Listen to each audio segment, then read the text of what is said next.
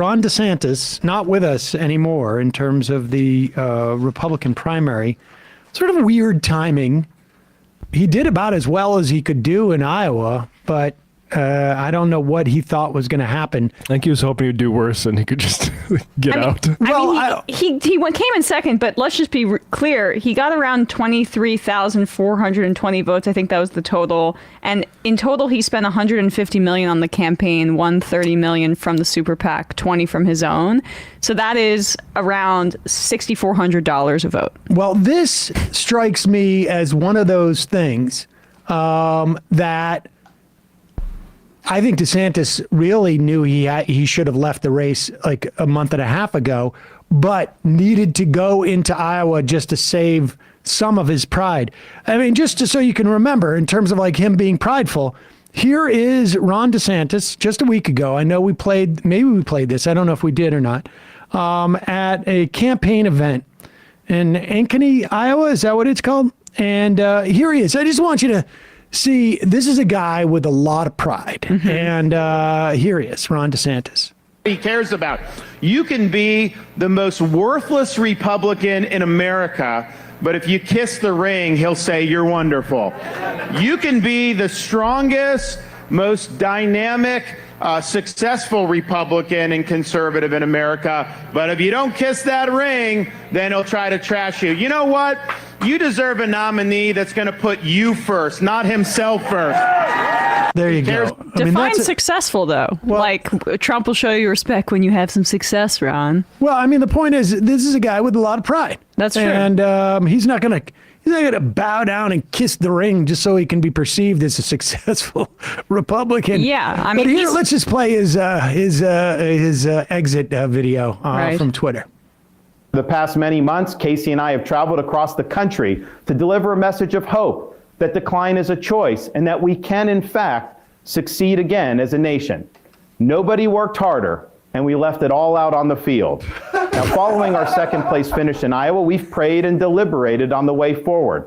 If there was anything I could do to produce a favorable outcome, more campaign stops, more interviews. Pause it for 1 second. You know what I love about this, aside from the fact that I thought he said, like, he went around the country saying woke or hope. I can't remember what it was, but it is like the tone of his voice is so animatronic on this. Yeah. He is just like, what's that thing at Disney, like where they have the animatronic sort of the Hall of Presidents? Yeah, he's already like auditioning for that. 100%. There is no relationship between what he's saying and the tone of his voice. Yeah, it's fascinating. He's coming off like a goody two shoes to me. Well, he's trying to be like, somebody told him the thing you got to do is be like Reagan, optimistic and sunny. At one point he changed and did that. And they're telling him to be optimistic and sunny here. The guy is just, it's fascinating. Just go back a little bit and just listen to what he's saying and the difference in the tone. And we left it all out on the field. Now, following our second place finish in Iowa, we've prayed and deliberated on the way forward.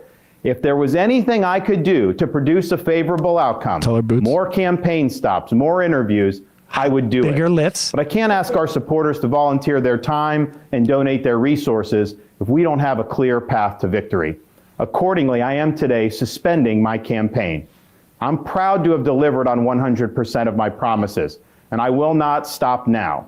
It's clear to me that a majority of Republican primary voters want to give Donald Trump another chance. They watch his presidency get stymied by relentless resistance, and they see Democrats using lawfare this day to attack him. Well, I've had disagreements with Donald Trump, such as on the coronavirus pandemic and his elevation of Anthony Fauci. Trump is superior to the current incumbent, Joe Biden. That is clear. I signed a pledge to support the Republican nominee, and I will honor that pledge.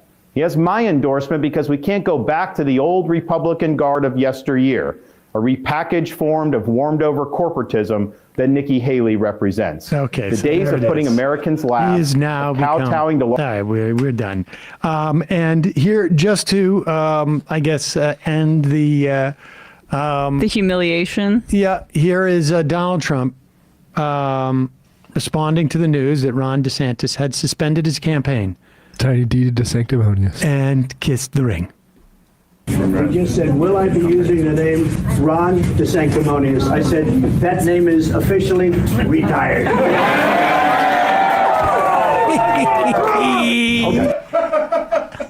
The roar of the crowd is amazing. He retired it.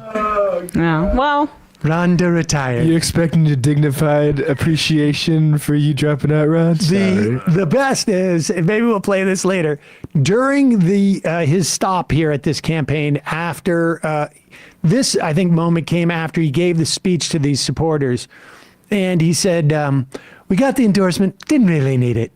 yeah. Probably didn't get us any new votes, but whatever. It is nice to have. Better than Nikki Haley. You know, Ron's just gotta. Trump really kept him on his toes in this campaign, and he's got to get sent to MAGA boot camp and come back. And yep, and you could say his campaign really reached new heights. oh boy, everybody wants in on the. I gotta say, like all those jokes in the headline came from both. Well, no, that you started it, but I thought of a few more during headlines. Ron DeSantis can stand tall after everything, so let's just say. Oh my God. I was about to have a stroke. All right, we're going to be talking to Ellie Mistel in just a moment.